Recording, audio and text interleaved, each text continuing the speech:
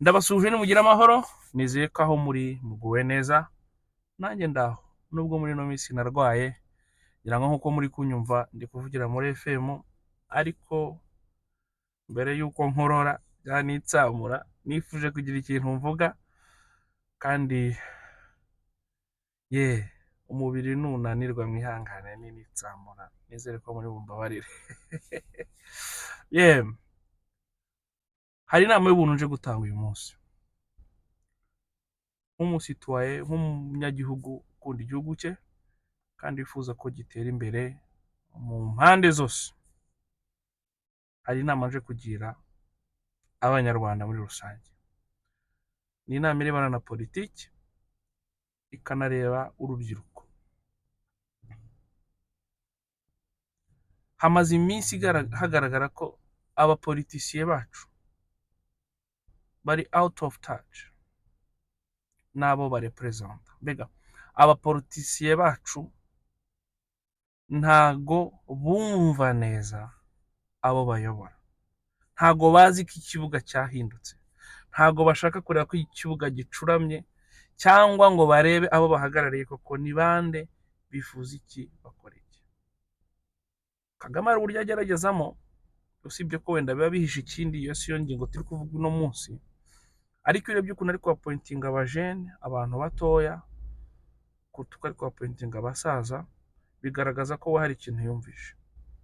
Sosiyete nyarwanda 40% niba nibuka, no 60% irenga, bari munsi y'imyaka 35.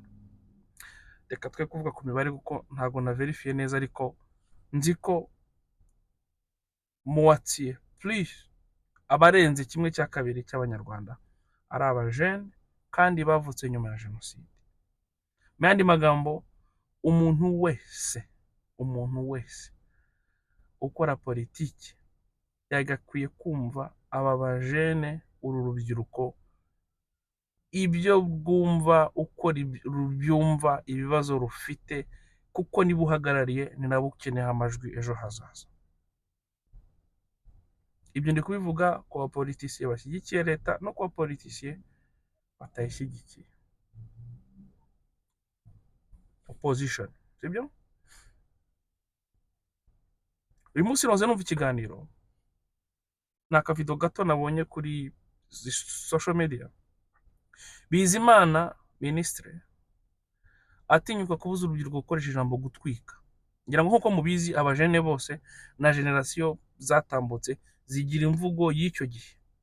Abajene bacu bo muri no myaka bafite ijambo bakoresha bita gutwika, iyo bashaka kuvuga ko ikintu kiri gutrendinga, cyangwa ikintu kiri kuri mode, cyangwa ikintu kiri arayine, sinzi uko nabivuga, ariko mbega ikintu kigezweho, cyangwa ikintu cya breaking news, baravuga ngo kiri gutwika, natwitse nagize. Ako Bizimana uko dusanzwe tumuzi, ibintu byose yabonamo jenoside yakorewe abatutsi. Ikintu cyose iyo kitari muri iyo angle we ntibimureba. Yaje rero kugira abajene inama ati ntimukavuge gutwika, iyo uvuze gutwika uburi gupfobya, cyangwa ushobora gutuma abarokotse jenoside yakorewe abatutsi bahahamuka. Aba bantu sinjya mbasha gusobanukirwa ifu basonzemo, ntago njya mbasha kumva ukuntu batekereza.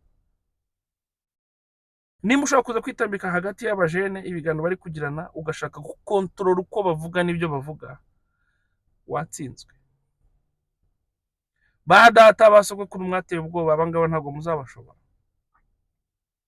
Hari ibyo batarabasha gusobanukirwa neza, ariko bamaze kugaragaza ko ibintu nk'ibyo batabyemera, kandi bararebana no ku bandi. Ntago Kagame ejo bundi avuga ijambo akavuga ngo urubyiruko nirujya gukubita abandi inkoni ruzamubabarire, yarabiyobewe. Yararebye abona ko rushobora kutamusimbuka. Ibyabaye muri Kenya, ibyabaye n'ahandi, no mu Rwanda birashoboka. Ariko se biterwa n'iki? Aba bayobozi bacu baba bashyigikiye leta, baba bayinenga, bari muri opposition, bafite ikibazo cy'uko batari kureba aho isi igeze, barebe abo bahagarariye abo ari bo, bagerageze kwisanisha nabo, bumve ibyo bumva, bamenye ibibazo bafite, nibarangiza ari byo bajyana guhagararira cyangwa gushaka uko bakemura.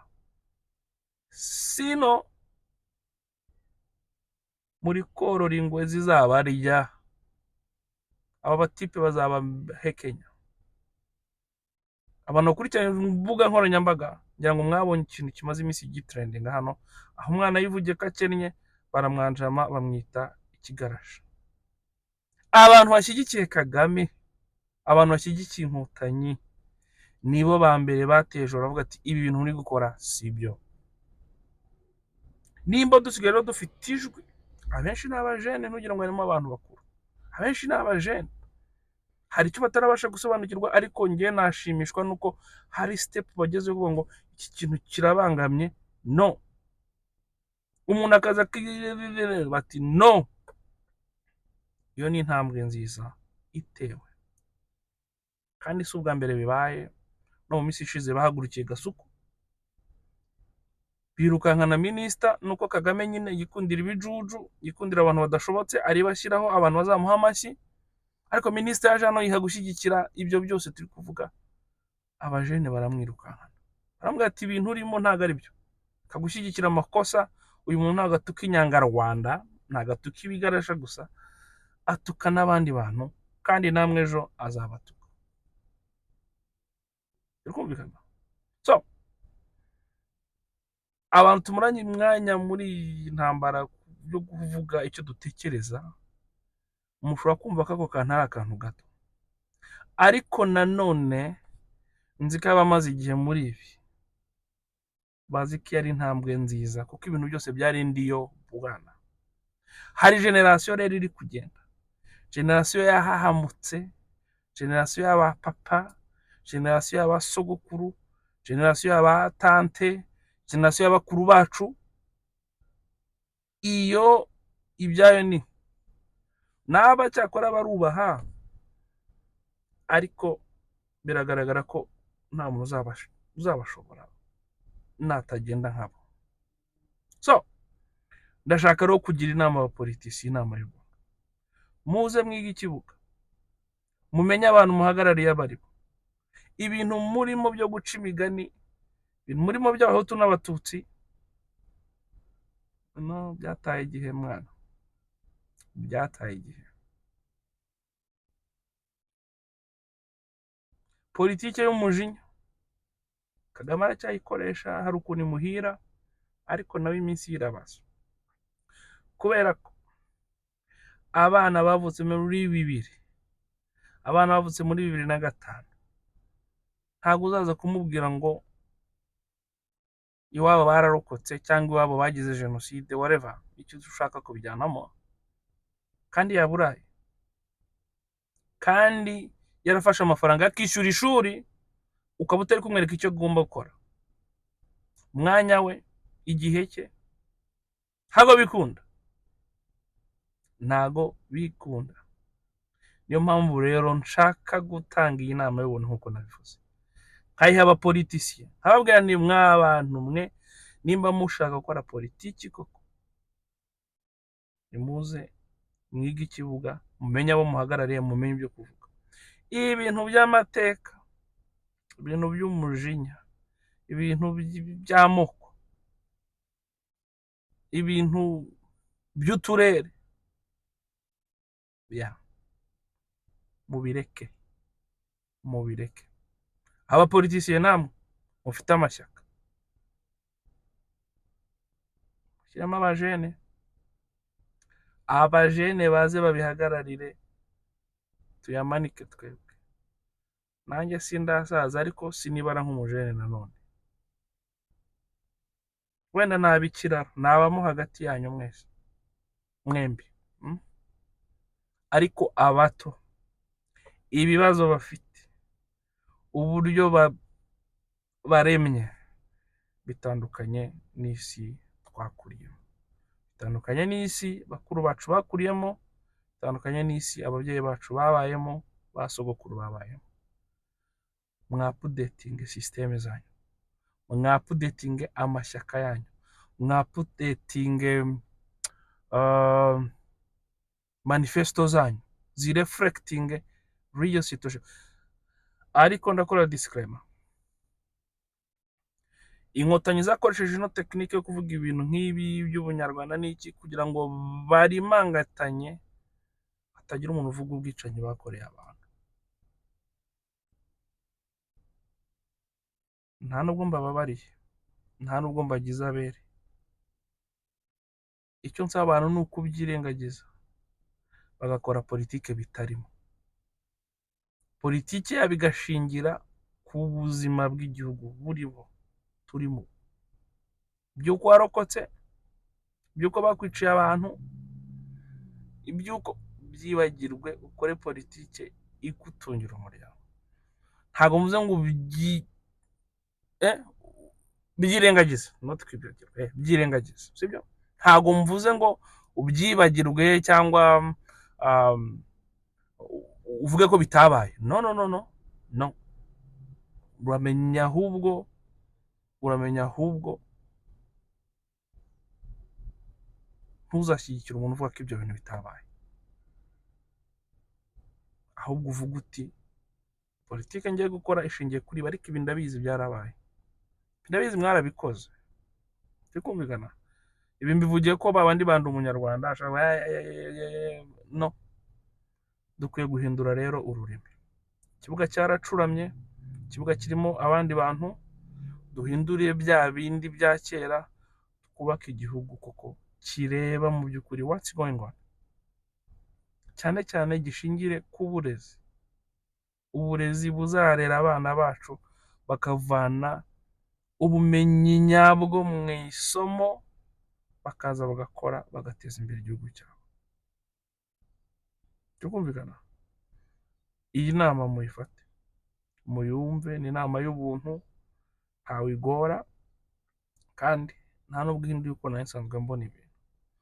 Ariko ndashaka ko abapolitisiye bacu bafokasinga ku bijyanye n'ubuzima bw'igihugu, bagafokasinga ku bibazo biri real, biri kureba ababyiruka ubu ariyo maboko y'igihugu ejo hazaza. Kuko turamutse tutabigenje gutyo, abatipe bazatwirukankana cyangwa tuzabirukankana, kubera ko nimba uri umupolitisiye ukaba udahagarara inyungu za constituency yawe, z'abantu uhagarariye, z'abantu no, wasigaye inyuma. Abajenero namwe abo bari abapolitisiye, mukurikira abantu bari kumva ko kibazo mufite. Ntabwo ikibazo ufite ubu ari uko papa we yarokotse ubwicanyi bwabaye mu Rwanda cyangwa jenoside. Ntabwo ibibazo ufite ubu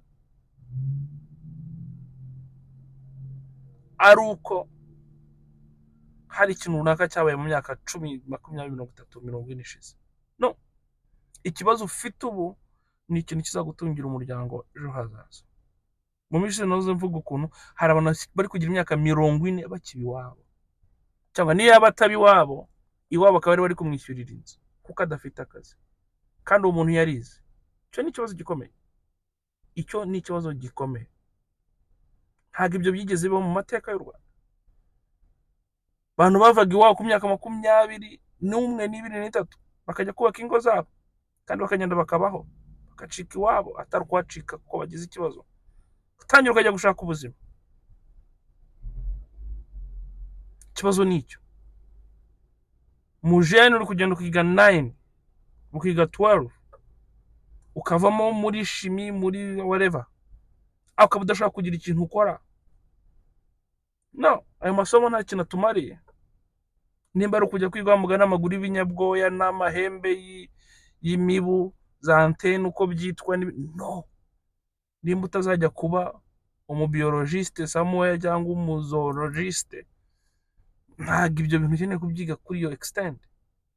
Ikintu kwiga ibintu bikoresha amaboko, tukiteza imbere, tukava mu bukene, tukazamura imiryango yacu, abana bacu, ubuzima bugakomeza. Kuko nukanga uko uvuye mu ishuri ufite imyaka 35, harya n'iki kintu uzakora?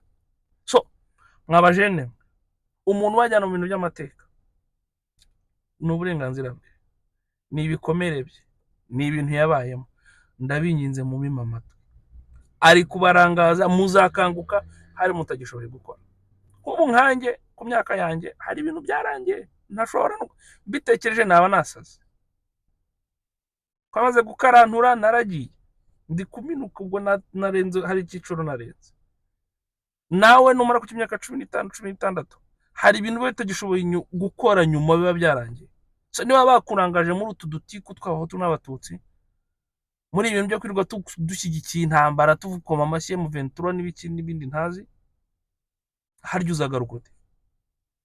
Uzasanga ku 2023 utakize imibare, utakize fizike ngo imenye, utagikinnye umupira ngo ube Ronaldo, reka tuvuge gutyo, utakiririmbye ngo ube Bruce Melody cyangwa ugende ube John Legend cyangwa Bruno Mars cyangwa Celine Dion, whatever.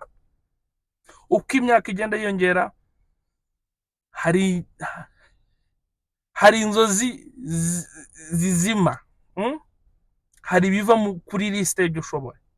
Niyo mpamvu rero hakiri kare ikintu mukwiye gukora kiruta ibindi ni ugushyigikira umuntu uzi ibibazo mufite, mukaba ariwe mwumva, urya nawe uyoboye ariko utita ku bibazo mufite, mugahozaho mumwibutsa ko ari kureba ibitabareba. Yibereye mu nduruburi, niko bajya bavuga, yibereye mu bintu bye, yibereye muri business ye, ariko atabitayeho, kandi rimwe muzishyura igiciro gikomeye. Nongere mbitsindagire. Uko dukura hari imiryango yifunga, duharanire ko iyo miryango izifunga byibuze dufite impamvu ihagije yo kuduteza imbere. Abapolitisiye nongere mbagarukeho, mumenye ko ikibuga muri gukinira mu kibuga cy'abajene, ibintu byo kujya kontrola imvugo zabo, ibintu byo kubazanamo jenoside mu bintu byose, wayobye bro, wayobye ibintu urimo wasizoye.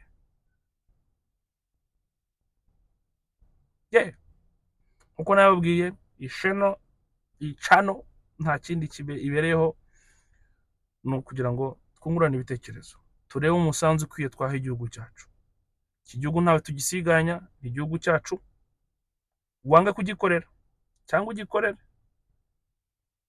umusaruro uzavamo ukuri kose tuzawusangira, ingaruka bizavamo tuzazigabana.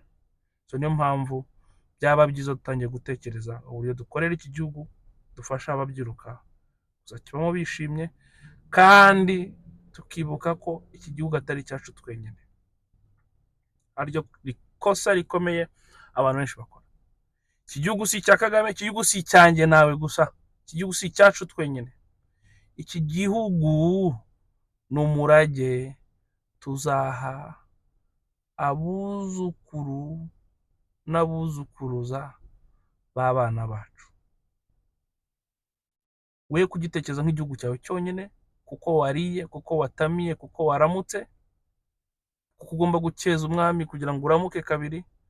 Banza umenye ngo ibyo uri kubiba ubu, umwuzukuru wawe nawe azabiryaho, n'umwuzukuruza we.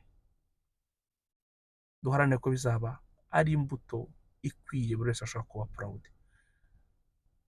Igihe ni iki rero, ndabinginze mugirire igihugu habagira generasiyo zizadukomokaho mu myaka 1000 tutahari. Murakagira Imana, murakagira u Rwanda mwigengaho. Nuko nareshyaga uyu munsi. Ciao.